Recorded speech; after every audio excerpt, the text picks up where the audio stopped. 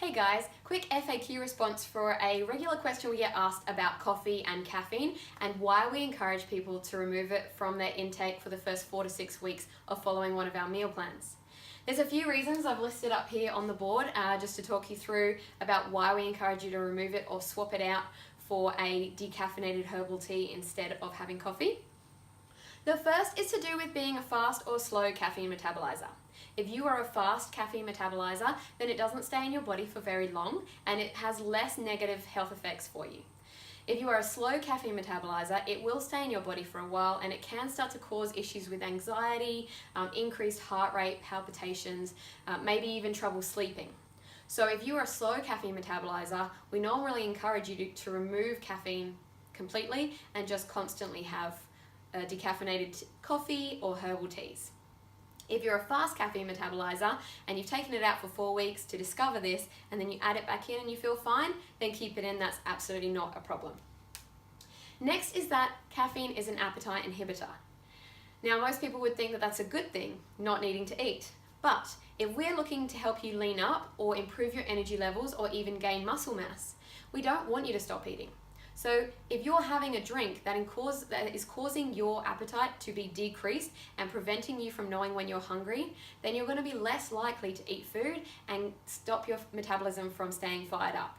So ideally what we're doing here is removing something that affects your hunger hormones in a negative way, allowing you to know when you're hungry, allowing you to keep eating, and allowing you to keep your metabolism fired up. Next is cortisol. Caffeine increases your cortisol hormone, which is a stress hormone within the body. Now, if you find that you're carrying a little bit of a spare tire around the middle here and having trouble dropping that excess fat, that can be due to the stress hormone cortisol.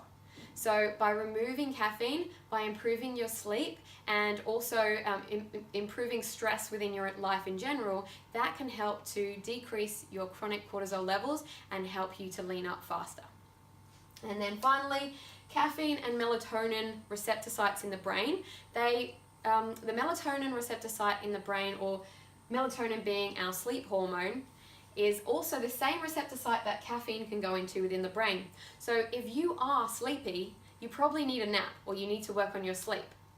If you have caffeine, it artificially replaces where the melatonin would go in the brain and blocks it with the caffeine.